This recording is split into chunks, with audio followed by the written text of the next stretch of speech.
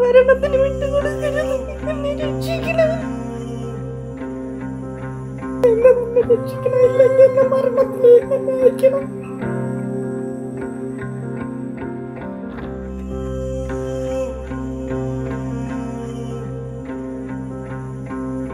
ആരോരും ആശ്രയമില്ലാത്ത യുവതി സുമനസ്സുകളുടെ സഹായം തേടുന്നു. തിരുവനന്തപുരം കാരോട് ഗ്രാമപഞ്ചായത്തിലെ രാജീവ് ദശലക്ഷം കോളനി നിവാസിയായ സിന്ധുവാണ് സുമനസ്സുകളായവരിൽ നിന്നും സഹായം അഭ്യർത്ഥിക്കുന്നത്. എന്നെ മരണത്തിന് വിട്ടുകൊടുക്കരുത്. എന്നെ രക്ഷിക്കണം.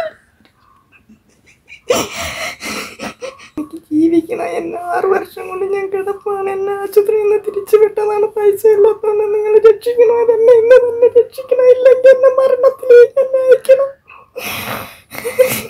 ആശുപത്രിയിൽ നിന്ന് തിരിച്ചു വിട്ടതാണ്. പൈസ ഇല്ലാത്തതുകൊണ്ട് എന്നെ രക്ഷിക്കണം.